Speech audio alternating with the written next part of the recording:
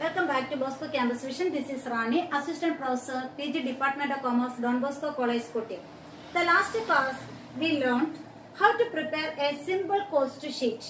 Today we are going to discuss how to prepare cost sheet with some adjustments like opening stock of opening stock of raw material, closing stock of raw material, opening stock of work in progress, closing stock of work in progress, and opening stock of finished goods and closing stock of finished goods. I read today's question. The following information has been obtained from the records of Messrs. Sage Limited for the period April 1st to April 30th, 2015. For this problem, we divide into three columns. First item, second one, amount heading on April 1st, 2015. Second amount column on April 30th, 2015. അതായത് amount column എന്ന് പറയുന്നത് first ഓപ്പണിങ്ങും second അതായത് first April എന്ന് പറയുന്ന opening ഫിഗറും 30th April എന്ന് പറയുന്നത് എന്തായിരിക്കും ക്ലോസിംഗ് ഫിഗറുമാണ്. ഓക്കെ, ഇനി ഐറ്റംസ് നമുക്ക് നോക്കാം. First item cost of raw material opening 60,000, closing 72,000. Cost of work in progress 15,000 first column, second column 21,000. കോസ്റ്റ് ഓഫ് ഫിനിഷ്ഡ് ഗുഡ്സ് 42,000 first column, 40,000 second column. Okay, then common column ആണ് ഡ്യൂറിങ് ദ പീരീഡ് ആണ് ഇനിയുള്ള informations എല്ലാം.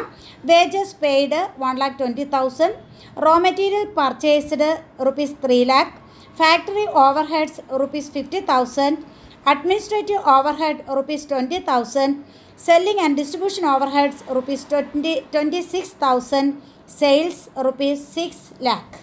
This is the problem. Okay, let's start.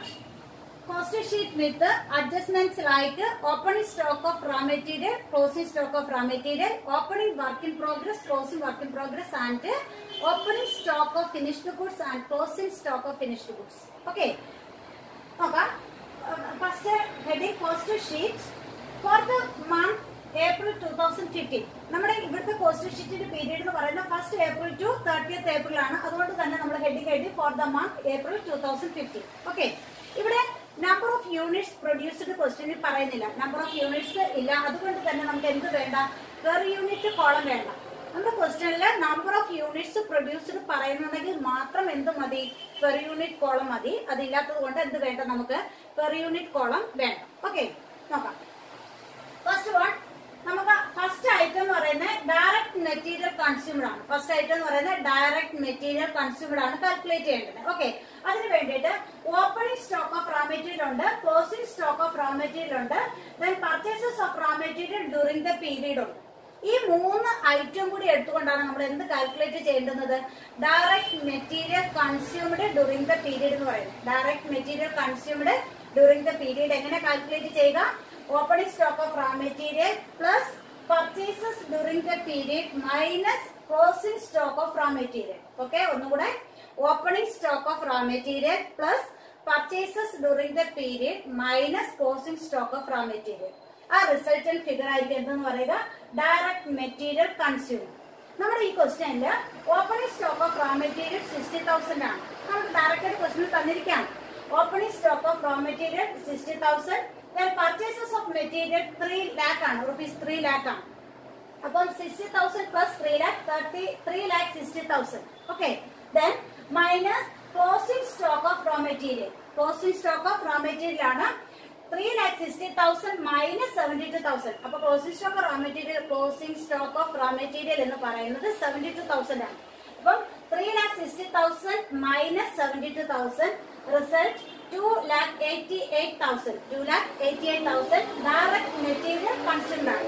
2,88,000 direct material consumed ആണ്. Okay, add direct labour. നമുക്കറിയാം prime cost കണ്ടുപിടിക്കണമെങ്കിൽ എന്തൊക്കെയാ വേണ്ടത്, ഡയറക്ട് മെറ്റീരിയൽ കൺസ്യൂംഡ് വേണം, direct labour or direct wages വേണം, ദെൻ ഡയറക്ട് എക്സ്പെൻസസ് വേണം. ഈ എക്സ്പെൻസസ് വേണം. ഈ മൂന്ന് ഐറ്റം കൂടി സമ്മപ്പ് ചെയ്യുന്ന റിസൾട്ടന്റ് ഫിഗർ ആണ് എന്തെന്ന് പറയുക, പ്രൈം കോസ്റ്റ് എന്ന് പറയുന്നത്. ഓക്കെ, അപ്പൊ നമ്മുടെ ഈ ക്വസ്റ്റ്യനിൽ എന്തില്ല, ഡയറക്റ്റ് എക്സ്പെൻസസ് ഇല്ല. അപ്പം തന്നെ നമുക്ക് എന്ത് മതി, direct material consumed plus direct labour.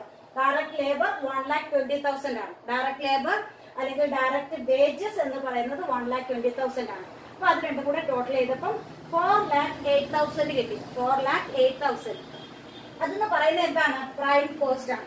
അപ്പൊ direct material plus direct labour result എന്തായിരിക്കും? Prime cost 4,08,000. ഓക്കെ, അടുത്ത അഡ്ജസ്റ്റ്മെന്റ് എന്ന് പറയുന്നത് ആഡ് ഫാക്ടറി ഓവർഹെഡ് ആണ്. ഫാക്ടറി ഓവർഹെഡ് ആഡ് ചെയ്യണം. ഫാക്ടറി ഓവർഹെഡ് എന്ന് പറയുന്നത് 50,000 rupees ആണ്. ഫാക്ടറി ഓവർഹെഡ് എന്ന് പറയുന്നത് എത്രയാണ്? 50,000 ആണ്. ഈ ഫാക്ടറി ഓവർഹെഡിനോടൊപ്പം ആയിരിക്കണം opening stock of work in പ്രോഗ്രസും closing stock of work in പ്രോഗ്രസും അഡ്ജസ്റ്റ് ചെയ്യണം. അപ്പം opening stock of work in progress and closing stock of work in progress are adjusted എവിടെ ആയിരിക്കണം? ഈ ഫാക്ടറി ഓവർഹെഡ്സ്. ഫാക്ടറി ഓവർഹെഡ്സിലായിരിക്കണം എന്ത് അഡ്ജസ്റ്റ് ചെയ്യേണ്ടുന്നത്? വർക്ക് ഇൻ പ്രോഗ്രസിന്റെ ഓപ്പണിംഗും ക്ലോസിംഗ് സ്റ്റോക്ക് അഡ്ജസ്റ്റ് ചെയ്തിട്ടുണ്ട്. ഓക്കെ, അപ്പൊ നോക്കിയേ, ഫാക്ടറി ഓവർഹെഡ്സ് 50,000 ആണ്. Add opening work in progress 15,000. Add opening work in progress എത്രയാണ്? 15,000 plus closing work in progress 21,000. അപ്പൊ 4,08,000 പ്ലസ് 50,000 പ്ലസ് 15,000 അപ്പൊ എത്ര കിട്ടും? 4,73,000 കിട്ടും. 4,73,000 നിന്ന് എന്ത് കുറയ്ക്കാം? Closing stock of work in progress ആയിട്ടുള്ള 21,000 മൈനസ് ചെയ്യുക. ഓക്കെ, അപ്പൊ 4,73,000 മൈനസ് 21,000 അപ്പൊ റിസൾട്ട് എന്തായിരിക്കും? 4,52,000. 4,52,000 ആണ് എന്തെന്ന് പറയുക? Work cost or factory cost എന്ന് പറയാം. വർക്ക് കോസ്റ്റ് അല്ലെങ്കിൽ എന്ത് പേരിൽ അറിയപ്പെടാം? ഫാക്ടറി കോസ്റ്റ് എന്നറിയപ്പെടാം. Factory cost or work cost എന്ന് പറയുന്നത് എത്ര കിട്ടി? 4,52,000. വർക്ക് കോസ്റ്റിന്റെ കണ്ടിന്യൂഷൻ ആണ് നമ്മൾ ചെയ്യാൻ പോകുന്നത്. ഇതിന് സ്ഥലമില്ലാത്തതുകൊണ്ട് മിസ് മാറ്റിട്ട് വീണ്ടും എഴുതിയതാണ്. വർക്ക് കോസ്റ്റ് ഓൾറെഡി കിട്ടി 4,52,000. Okay, add administrative overheads to work cost. The result is cost of production. അപ്പം അഡ്മിനിസ്ട്രേറ്റീവ് ഓവർഹെഡ്സ് വർക്ക് കോസ്റ്റിനോടൊപ്പം അല്ലെങ്കിൽ ഫാക്ടറി കോസ്റ്റിനോടൊപ്പം ആഡ് ചെയ്യുമ്പോൾ നമുക്ക് എന്ത് കിട്ടും? കോസ്റ്റ് ഓഫ് പ്രൊഡക്ഷൻ കിട്ടും. Work cost or factory cost എന്ന് പറയുന്നത് എത്രയാണ്? 4,52,000. Add administrative overhead 20,000. 4,52,000 plus 20,000. The result is 4,72,000 is the cost of production. 4,72,000 is the cost of production. Okay. And നമ്മൾ കോസ്റ്റ് ഓഫ് പ്രൊഡക്ഷൻ കണ്ടുപിടിച്ചതിന് ശേഷമാണ് എന്താ അഡ്ജസ്റ്റ് ചെയ്യുക? Finished ഗുഡ്സിന്റെ opening സ്റ്റോക്കും closing സ്റ്റോക്കും adjust ചെയ്യുന്നത്. Okay അല്ലേ?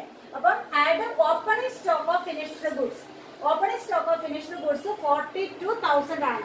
അപ്പൊ 4,72,000 എന്താ ആഡ് ചെയ്യുക? 42,000 ആഡ് ചെയ്യുക. Less closing stock of finished goods. Less closing stock of finished goods. Closing stock of finished goods എത്രയാണ്? 40,000 ആണ്.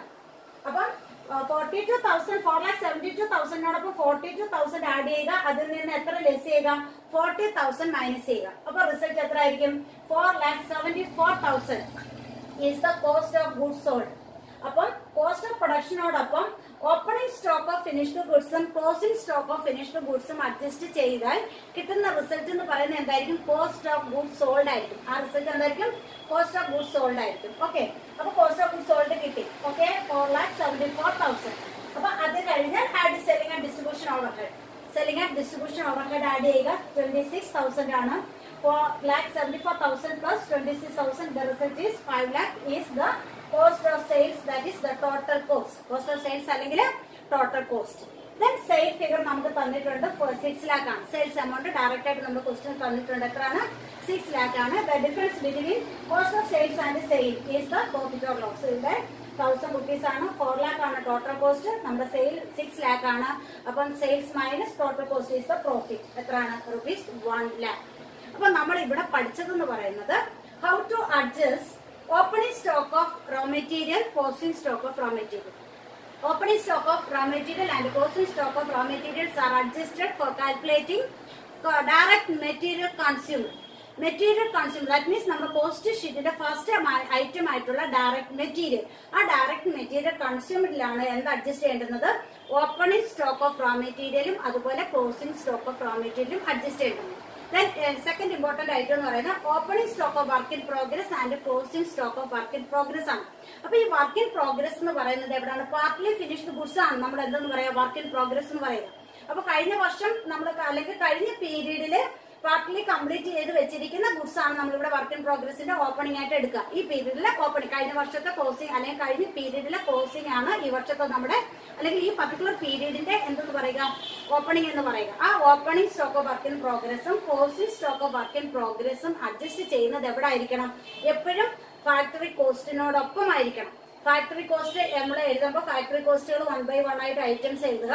അതിനോടൊപ്പം opening stock of work in progress add ചെയ്യുക, closing stock of work in progress less ചെയ്യുക.